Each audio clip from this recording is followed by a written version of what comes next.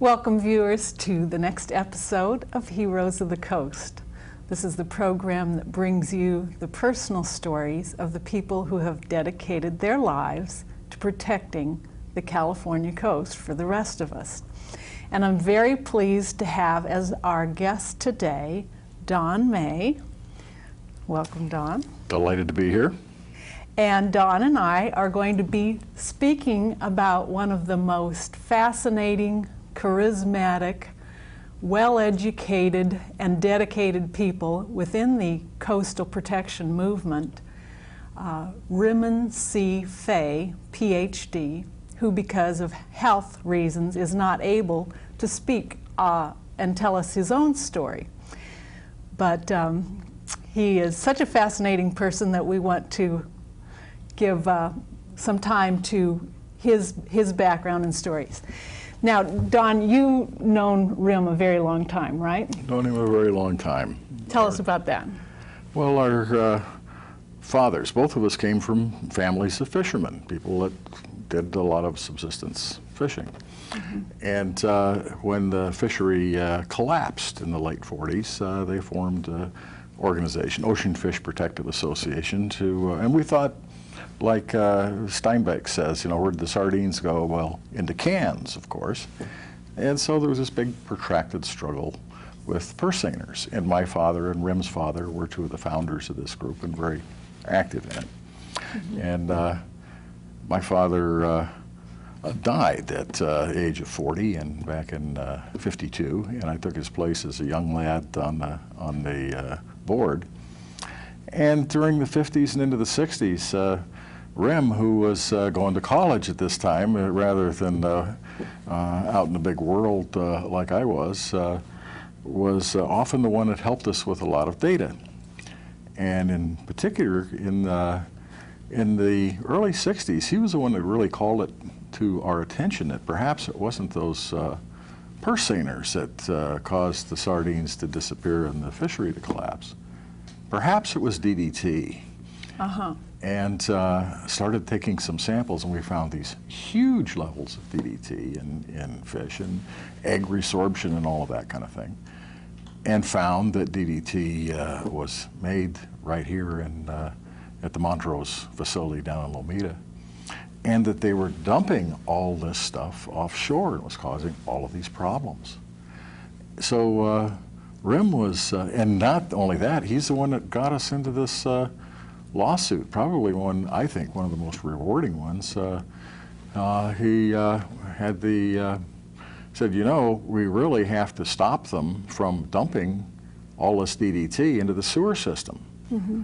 And he introduced me to this chap up in the west side who was willing to carry some litigation that ultimately resulted in disconnecting Montrose from the sewer system. Really? Now what year would that have been? 68. 68. So that's really kind of gets into the heart of the time of, you know, when environmental movement started coming up. We read Rachel Carson, and you know, and but Rim was the one that went out and caught the fish and took a look to see what was in them, and found and really brought it to our attention that DDT was a huge problem and was in fact responsible for the collapse of the fishery and the disappearance of not only peregrine falcons and bald eagles, but the California brown pelicans that were gone. They hadn't had a successful fledging in 7-8 years. Not a single bird had hatched, and the birds were too old to reproduce. And but you know what happened? After the level of DDT went down, those old birds got active again and started reproducing. And had it not been for Rim... Are you serious? Rim had...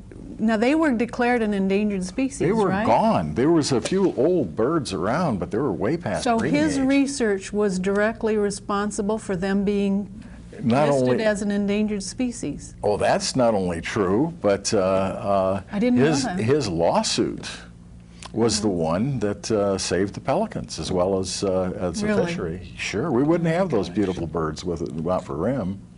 They are great birds. Oh, yeah, yeah. So it's been, and he published not too long after that a paper with the looking at the Santa Monica Bay and all of its potential, what it was, clear up into the 40s, as clearly the richest, most productive, and most diverse ecosystem in the world, except maybe off of Peru, where there's a similar one. Still Really? is. Really. And what it would take to bring it back.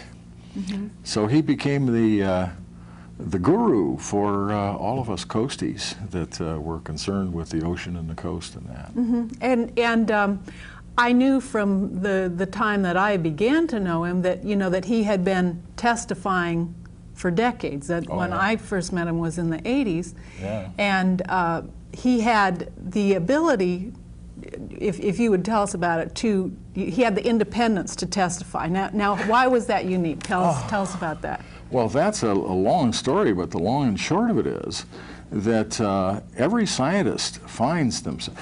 Let me give you an example. One of the fellows that worked with Rimm years later on a marine study, and one of the principal investigators on the effects of San Onofre, Brock Bernstein. And I had hired Brock to support a thing that Rimm and I were doing about a sewer system, a 301H waiver in Oxnard. Mm-hmm. And we hired Brock to do a study that he did quite well. And we used it, and well, I hadn't heard from Brock for a long time until 20 years, 30 years later, we needed him again, and looked him up, went down, and how are you? It's good. We'd like to hire you again. And he says, after what happened the last time? And he said, what do you mean what happened the last time? He says, I was never, ever again to get a job as a marine biologist. Really? Because I had done this work for Friends of the Earth and the environmentalists. He says, I was blackballed out of the area that I spent got my doctorate in. Really? And he had to change, and he became an inland biologist and is now into watershed and things. Mm-hmm. But it's unfortunate that when you find a biologist or a official, anyone in the science community that's willing to stand up and testify about things that should be apparent to everybody, mm-hmm. what happens is they no longer can work in their field. Rimm and I went to a guy by the name of Dave Brown. Mm-hmm.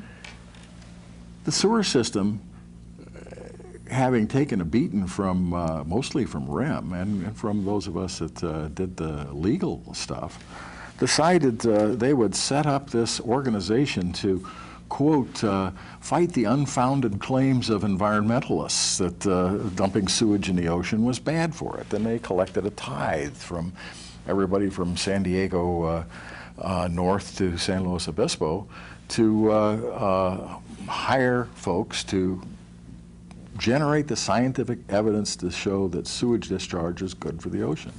I remember this organization. SCORP, Southern California Coastal Water Research, still around. Bascom was the... Willard Bascom was the guy. Director. Yes, and Willard, of course, well, Dave Brown worked for SCORP, and Willard was saying things publicly that he felt were not what his studies showed. So he testified in front of Tom Hayden, of course, who called a big thing, and the press is there. And he says there's three things. First of all, they've done summaries that don't reflect the work that I produced. Mm-hmm. And they changed the data to support the summary from what our study had shown. And they made up numbers out of whole cloth to come in. Really? And so he said, I have to stand up my integrity as a scientist. It's being misused. And bless him for doing that. And these are two examples of why Rimm was so extraordinary, because he was an independent business person. And tell us about his business. Well, before I do that, Dave Brown after he walked out of that testimony, never worked again as a scientist. Really? He went to the East Coast and got a job in epidemiology on cancer development. But he's never again been able to work as a marine scientist. And there's a long list of folks. So it's such a gem to find someone like Rimm, whose livelihood doesn't depend on testimony to the other side. And that was because he had his own company, Pacific right? Biomarine, yes. And what did it do? Well, Rimm and Pacific Biomarine is really a regeneration of Ed Ricketts and Steinbeck's Cannery Row. And Steinbeck had, Ed Ricketts did have a Pacific or Western biological. Really? And Rimm was a faithful copy of Steinbeck's dock from Cannery Row. And he collected things from the ocean. He knew where everything was in the ocean. It was one big pantry. And I had seen him do this time and time again. Was there one time when he got an order for 500 ostracods of a certain size. Nobody had seen them for a long time. They thought they were extinct. And Rimm says, come on, we'll go get them. So we go out in his boat, and he puts down his bucket someplace in the middle of this ocean and comes up with these ostracods. There was a guy, a rather good photojournalist, Don Widener, had gotten a number of awards for TV documentaries, and ABC hired him to do some things and to produce 7 documentaries. And he called up and he said, say, I saw you on a Michael Jackson show with some guy from LA County Sand, and you dumped all of these sick fish out in front of the cameras and said, look at this, 93% of the fish and the area impacted by sewage outfalls have these horrible tumors, and it's showing these fish with things hanging out of their eye, bent spine, grotesque. And Widener says, can you really do this? And I said, well, I can't, but I have this guy, Dr. Fay, that supplied these fish, and he can. And he says, well, will he do it live on national television? And I said, sure. And he says, 93%, you say, not 92.5, not 93.5, 93% of Dover Sole are going to have things like, you bet. So we do it. And go down, we're on Rimm's boat, and we go out in the middle of the ocean, you know, no GPSs or anything. I don't know where anything is. We're almost out of sight of land, right? And gets out the autotrawl and drags it back and forth down there, and he says, yeah, we got probably about 100 fish in there now, so pull them all up. Ready to go, guys? Yep, cameras are rolling, live feed, you know, the world's watching, and we look, and here's 100 plus or minus 2 or 3 fish, 93 of which have these grotesque tumors sticking out of them. Wow. It was amazing. So let's fast forward a little bit into the next phase. Yeah. The phase that preceded the creation of the Proposition 20, which created the Coastal Act and the Coastal Commission. Now, how was Rimm, I know you were involved, and how was Rimm involved in all of that? Well, for one thing, one of the coast was under a lot of pressure. You know, there was a good part of people making decisions thought we ought to follow Miami's lead and develop it and make the whole California coastline look like Miami. And some of us disagreed. And there were a few icons up and down the coast, one of which was the lifeguard station in Redondo Beach. And Rimm was a lifeguard, put himself through school. And how many years was Rimm a lifeguard? 50 years. 50 years. Is that unbelievable? Amazing. And you know, and 50 years into it, he was still doing things in the ocean that would have been deadly for somebody like me, and it would have been tough for somebody in their 20s. It's amazing. Solo diving out in the middle of the ocean, and places that were known to be high risk on the Cortez Bank and Lawson Seamount and places like that folks would are marked as dangerous area. And Rimm, of course, would go out single-handedly because there's critters out there that can only be found out there. So he'd anchor his boat to this underground, the peak of this underground mountain, and dive by himself. And told one time about when it broke anchor and was drifting away, and he couldn't swim fast enough to catch the thing. And fortunately, someone saw the boat adrift out there and picked them both up. But he was doing incredible things. Anyhow, he was in on designing this super lifeguard station for Santa Monica Bay. And the developer leased the property all the way around it to put in a restaurant. And so it was this icon. It was also Tim Kelly Beach, and down there is Tim Kelly was a local surfing legend, and and it was a great surfing spot. Rimm used that to show what as an icon of what was happening to our coast, how all of the resources that we depended on were being lost through really stupid development. So he played a very strong role all through the Prop 20 campaign.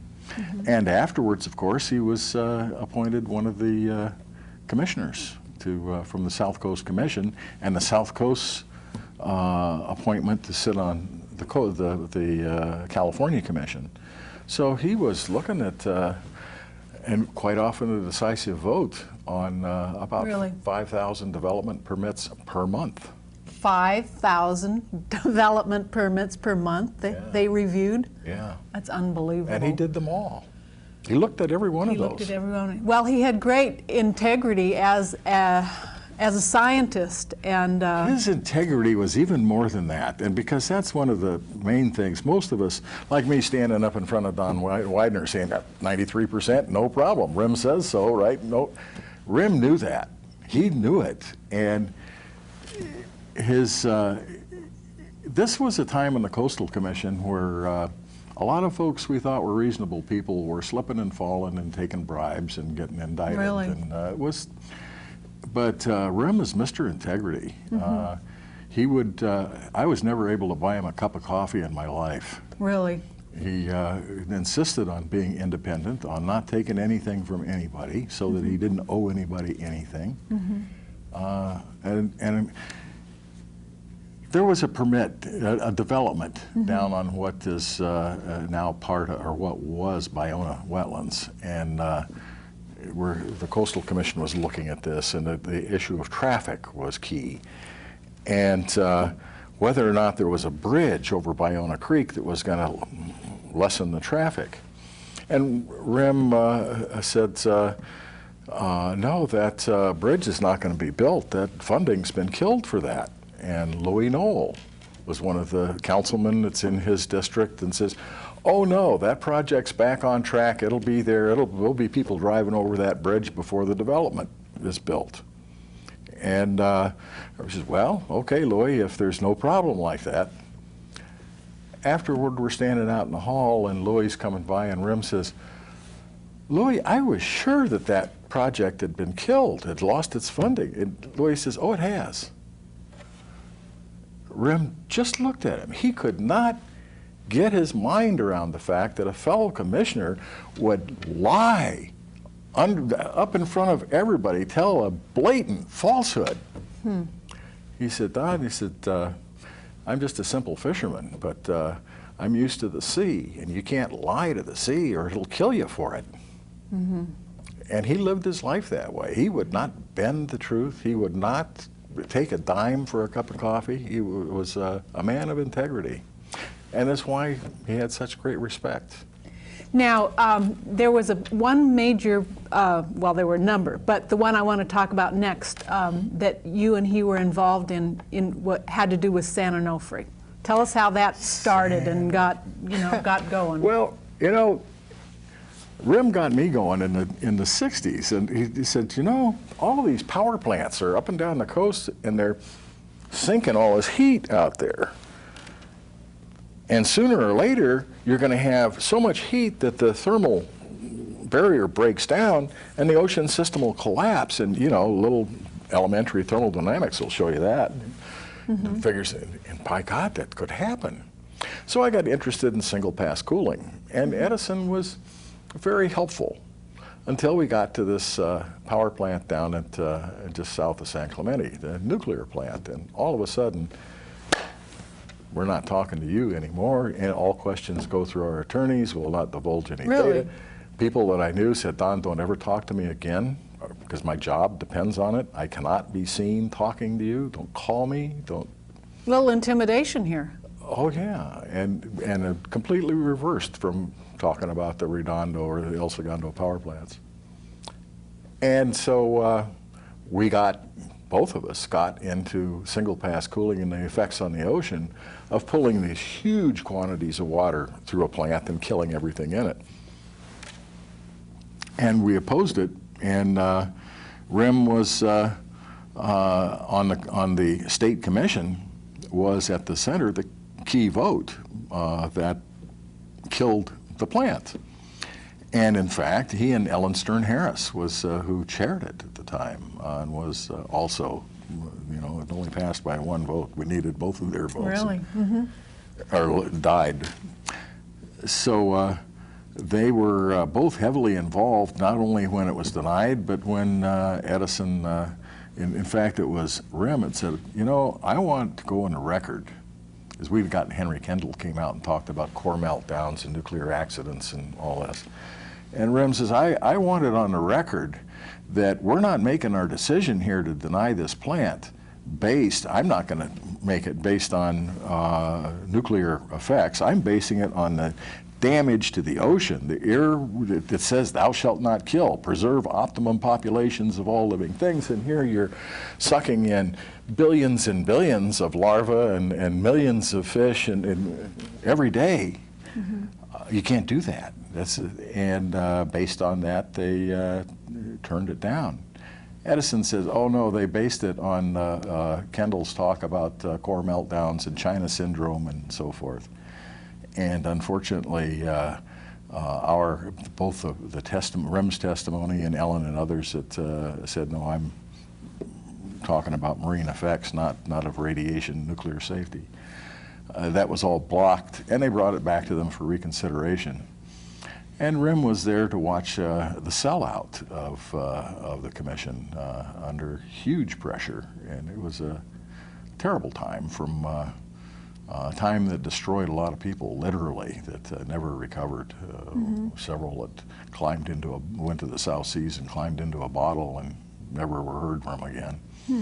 And it was a tough time. But when we finally were forced to find a settlement that included the power plant getting licensed, one of the things that came along with that is there would be a committee that would do a study and that would recommend such things up to and including going to cooling towers and disconnecting the plant from the ocean. We'll study what these effects and either prevent them or mitigate them.